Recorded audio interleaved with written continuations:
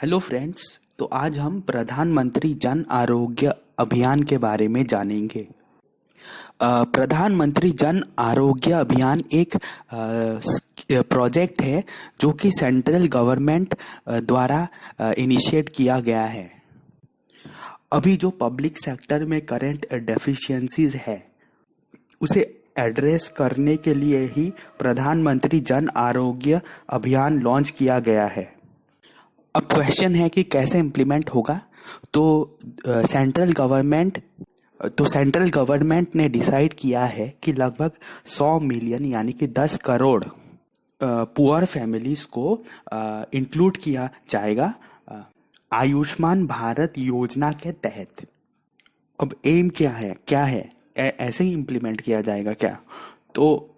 तो जो ऑब्जेक्टिव है, फंडामेंटल ऑब्जेक्टिव, मेन ऑब्जेक्टिव है वो है कि सेकेंडरी, प्राइमरी और tertiary health care system India की इम्प्रूव की जाएगी प्रधानमंत्री जन आरोग्य अभियान के तहत, PMJAA।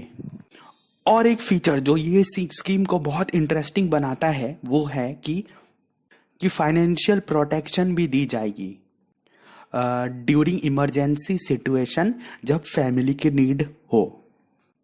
Treatment rates, beneficiaries list, ये सारी कुछ फीचर्स हैं जो इसके अंडर इंक्लूड किया जाएगा। आपको सिर्फ एक फॉर्म भरनी है और अगर आप फॉर्म भी ना फिल कर पाए तो उनके वहाँ के ऑफिशियल्स आपके यहाँ तक पहुँचने की कोशिश करेंगे। ऐसे तो मज़ा ही आ जाएगा। तो दोस्तों, ये किस टाइप के प्रोजेक्ट है? ये एक हेल्थ इंश्योरेंस प्रोजेक्ट है। हेल्थ इंश्योरेंस क्या होता है? So it is a type of insurance that covers the whole or a part of the risk of a person incurring medical expenses. Friends, ये एक अम्ब्रेला हेल्थ स्कीम है, यानी कि इसके अंदर बहुत सारे और स्कीम्स भी आएंगे। इनिशियली जो मेन स्कीम है उसे लॉन्च किया गया था 2018 में, पर अभी फ़िलहाल रिसेंटली ही न्यूज़ में भी रहा है। क्या होता है इंडिया में कि स्कीम इम्प्लीमेंट हो जाता है, उस पर काम भी चलती है, पर ग्रास रूट लेवल तक पहुँचते ही इंडिया में कहीं ना कहीं स्कीम की एसेंस खो जाती है। दोस्तों, एक एडवांटेज है वो है कि हेल्थ और वेलनेस सेंटर्स भी बनाए जाएंगे।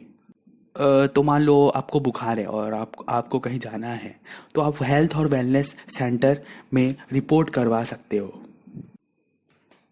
फ्रेंड्स, जो 71st नेशनल सैंपल सर्वे जो हाल ही में कंडक्ट कराई गई थी, NSSO इंडिया में एक चिंतित पिक्चर प्रेजेंट करता है। NSSO कहता है कि अबाउट 86% ऑफ गांव के घर और 82% ऑफ ऐसे लोग जो अर्बन एरिया में रहते हैं उन्हें हेल्थ केयर की एक्सेस इंश्योरेंस नहीं है।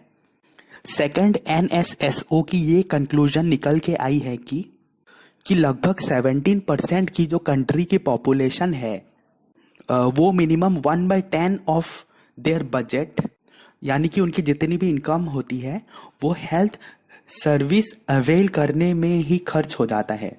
तो एग्जांपल मान लो कि आपकी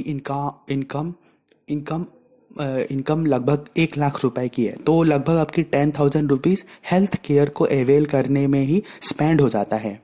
हालांकि एक बहुत बड़ा अमाउंट तो नहीं है, पर अगर कंबाइन करके देखो तो काफ़ी एक बड़ा अमाउंट निकल के आ जाता है।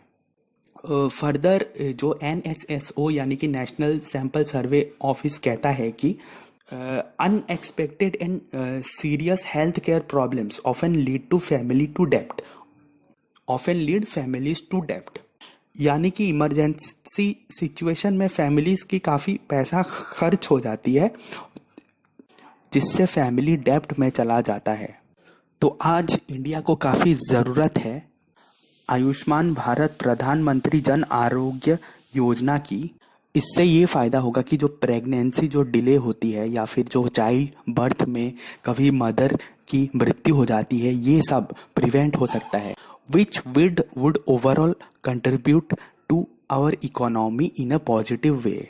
फर्दर नियोनेटल और इन्फेंट हेल्थ केयर सर्विसेज भी इम्प्रूव होंगी। अगर इंडिया में इमरजेंसी मेडिकल सर्विसेज इम्प्रूव हो जाए इस स्कीम द्वारा, तो की बहुत संभावना है कि हम अपने हेल्थ कंडीशंस को इम्प्रूव कर पाएंगे, जिससे कंट्री को ओवरऑल पोजीशन इम्प्रूव होगी। That's all for today friends. Thank you very much.